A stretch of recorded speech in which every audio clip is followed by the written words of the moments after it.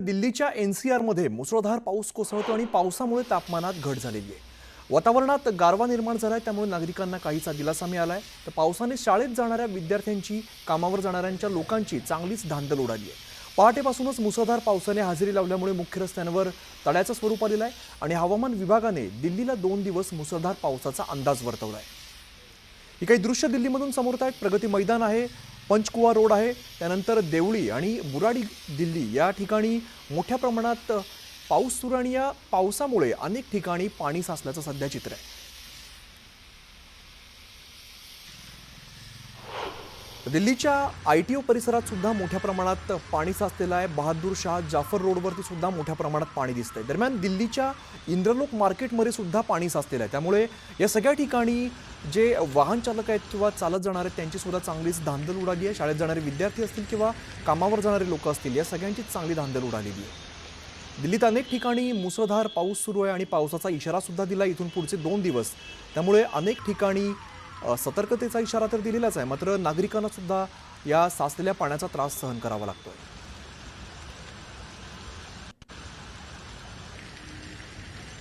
हिमाचल प्रदेशच्या मंडी शहरामध्ये ढगफुटीमुळे अनेक भागामध्ये पूर आलेला आणि 50 पेक्षा अधिक वाहनं ढिगाऱ्याखाली दबली गेलेली आहेत। काही वाहनं पुराच्या पाण्यात वाहून गेलेली आहेत आणि याच वेळेला जेल रोडवरती अचानक आलेल्या पुरामुळे तिघांचा मृत्यू झालेला आहे।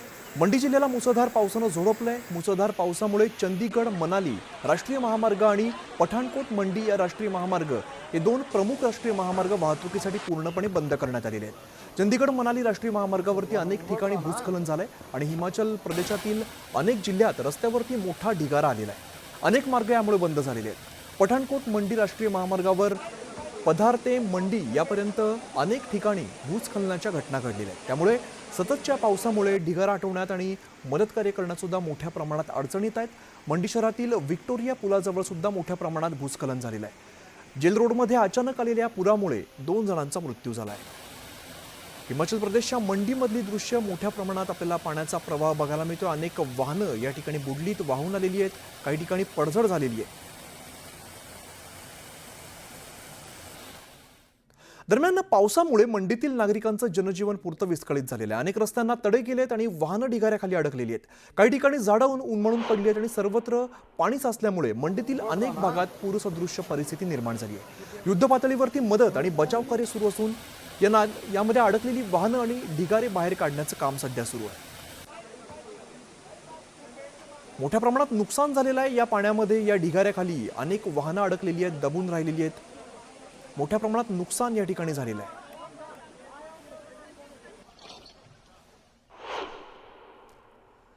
बिहारच्या पाटण्यामध्ये मुसळधार पावसाने कहर केलेला आहे। अनेक व्हीव्हीआयपी परिसरात पाणी साचतंय। बिहार विधानसभेच्या बाहेर या सगळ्या परिसरामध्ये मोठ्या प्रमाणात पाणी साचून हा सगळा परिसर जलमय झालेला आहे। उपमुख्यमंत्री विजय कुमार सिन्हा यांच्या घरात सुद्धा पाणी शिरलेलं आहे। राजेंद्र नगर परिसरात अनेक घरांमध्ये पाणी शिरलंय, त्यामुळे नागरिकांचे यात मोठ्या प्रमाणात हाल होत आहेत। जे घरगुती साहित्य आहे, हे सगळ्या वस्तू आहेत, या भिजून खराब झालेल्या आहेत। अनेक घरांमध्ये पाणी साचल्यामुळे या सगळ्यांचं मोठ्या प्रमाणात नुकसान झालेलं आहे। पाण्याची पातळी वाढली, अनेक रहिवासी भागांमध्ये पाणी शिरलं, अनेक घरांमध्ये पाणी घुसल्याचं आपल्याला बघायला मिळत आहे। वाहतूक तर ठप्प झालेलीच आहे, मात्र जे जनजीवन आहे ते सुद्धा पुरतं विस्कळीत झालंय। बिहारची राजधानी पाटणामध्ये मुसळधार पावसामुळे नागरिक हैराण झाले। शहरातील सर्वच ठिकाणी पाणी साचलंय। मुख्यमंत्र्यांच्या निवासस्थानापासून काही अंतरावरती असलेला रस्ता पूर्णपणे पाण्याखाली गेलेला आहे। रस्ते पाण्याखाली गेल्यामुळे वाहतूक पूर्णतः ठप्प झालेली आहे। पाटणामधला खरं तर अतिशय महत्त्वाचा रस्ता आणि या सगळ्या रस्त्यावरती मोठ्या प्रमाणात पाणी साचले, त्यामुळे या सगळ्या परिसराला तलावाचं स्वरूपच प्राप्त झालेलं आहे। अनेक चर्च असतील, शाळा असतील, रहिवासी भाग असेल, या सगळ्या ठिकाणी पाणी साचलंय। इकडे मध्य प्रदेशातील नर्मदापूरमध्ये सतत सुरू असलेल्या मुसळधार पावसामुळे तवा धरण आता काठोकाठ भरले आणि धरणाचे 9 दरवाजे हे 7 फुटांपर्यंत उघडण्यात आलेले आहेत। तवा नदीत तब्बल 1 लाख क्युसेक पाणी सोडण्यात येते, त्यामुळे तवा आणि नर्मदा या दोन्ही नद्यांच्या पाणी पातळीमध्ये झपाट्याने वाढ होते, त्यामुळे नागरिकांना आता सतर्कतेचा इशारा दिला आहे। धरणात पाणी मोठ्या प्रमाणात आवक झालेली आहे, त्यामुळे मध्य प्रदेशातील तवा धरण आहे हे आता काठोकाठ भरले आणि यातून आता विसर्ग सुद्धा सुरू केला आहे।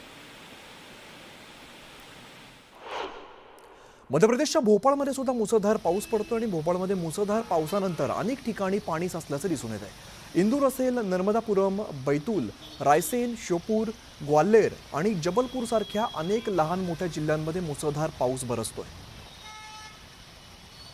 मध्य प्रदेशात सुद्धा काहीशी तशीच परिस्थिती आपल्याला बघायला मिळते. खरं तर मुख्य रस्ता, हायवे आणि या हायवेवरती सुद्धा मोठ्या प्रमाणात पाणी साचलंय. दुचाकी अगदी अर्धी बुडलेली दिसते. अनेक वाहनांना अशीच वाट काढत इकडनं प्रवास करावा लागतोय.